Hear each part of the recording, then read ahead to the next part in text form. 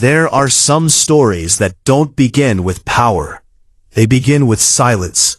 They begin with someone overlooked, someone ordinary, someone who doesn't even realize they are about to change history.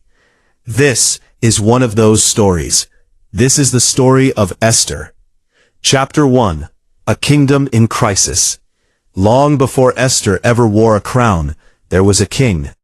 His name was King Xerxes I, ruler of a vast empire stretching across 127 provinces.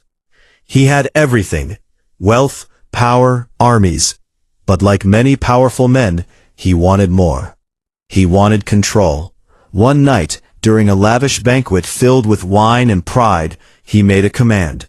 He ordered his queen, Queen Vashti, to appear before his guests, simply to display her beauty. But something unexpected happened. She refused. In a world where women had no voice, Vashti's quiet no shook the throne. The king's pride couldn't handle it. His advisors panicked. If the queen can disobey, they said, what will stop others? And just like that, Vashti was removed. A queen, erased. And the throne became empty. Chapter 2. The Hidden Girl. Far from the palace, in the quiet streets of the empire, lived a young Jewish girl. Her name was Hadassah, but the world would come to know her as Esther. She was an orphan. No royal blood, no influence, no privilege. Just a girl, raised by her cousin Mordecai, who treated her like his own daughter. Mordecai taught her something important. Sometimes, survival means staying silent. And Esther listened. Chapter 3. A Dangerous Opportunity. When the king decided to choose a new queen, a decree went out across the empire. Beautiful young women were gathered, taken to the palace, prepared for one purpose: to impress the king. Esther was one of them. Imagine the fear, being taken from your home, your identity, your freedom, and yet she said nothing. She followed Mordecai's advice. Do not reveal that you are Jewish. So Esther kept her secret. But something about her stood out. Not just her beauty, but her quiet strength, her kindness, her presence. And when the king saw her, everything changed. Out of all the women, he chose Esther. An orphan, a hidden girl, became queen. Chapter 4. The Rise of Darkness. But every great story has a shadow, and his name was Haman. Haman was powerful, proud, and dangerously arrogant. The king promoted him above all others, and people were commanded to bow before him. Everyone obeyed, except one man, Mordecai. He refused, not out of disrespect, but because he would not bow to a man in place of his faith. Haman noticed, and his pride turned into rage. But instead of punishing just Mordecai, Haman wanted something far worse. He wanted to destroy an entire people. The Jews. Har. H3, Chapter 5, A Plan for Destruction. Haman manipulated the king. There is a group of people, he said, who do not follow your laws. They are dangerous. The king didn't question it. He gave Haman his signet ring, his authority, his power. And a decree was issued. On a certain day, every Jew in the empire would be killed. Men, women, children. No one would be spared. And just like that, a silent genocide was set in motion. Chapter 6. The Moment of Choice.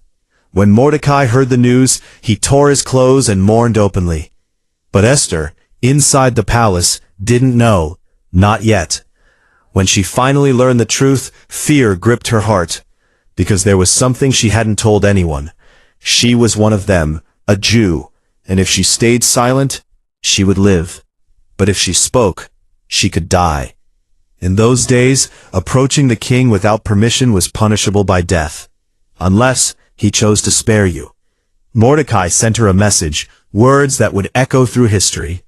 Do not think that because you are in the palace, you will escape. And who knows, perhaps you were made queen for such a time as this. Chapter 7. Courage in Silence. Esther stood at a crossroads. Stay silent and survive, or speak and risk everything.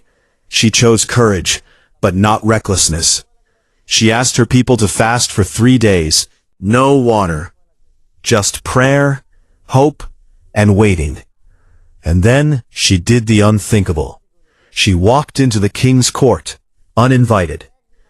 Chapter 8. The Turning Point. Every step felt like her last. The guards watched. The room fell silent. The king looked up, and for a moment, time stopped. Would he raise his hand in anger or mercy? Then he extended his golden scepter. She lived. Chapter 9. Wisdom over Force. Esther didn't immediately reveal everything. She invited the king and Haman to a banquet, then another. She waited, she observed, she chose the perfect moment. Because courage isn't always loud. Sometimes it's patient. And finally, at the second banquet, she spoke. Chapter 10. Truth Revealed. With calm strength, Esther said, "There is a man who has plotted to destroy me and my people." The king was shocked. Who would dare do such a thing? And Esther answered, "The adversary is this wicked Haman." Silence, then chaos. The king's anger exploded. The man he trusted had deceived him, and the punishment Haman had prepared for Mordecai became his own fate. Chapter 11. A New Decree. But there was still a problem. The original decree couldn't be undone, so a new one was issued. The Jews were allowed to defend themselves. And when the day came, they stood strong. They survived. And what was meant for destruction became a story of deliverance. Chapter 12. Legacy of Courage. Esther could have stayed silent. She could have chosen safety. But she didn't. She chose purpose over comfort, courage over fear. And because of that, an entire people lived. The story of Esther isn't just about a queen. It's about hidden strength, about the moments when you're afraid, but you act anyway. Because sometimes you don't realize why you're where you are, until the moment comes, and everything depends on you. If this story moved you, if it made you think about courage, purpose, and timing, then remember this. You don't have to be powerful to change history. Sometimes, you just have to be brave at the right moment.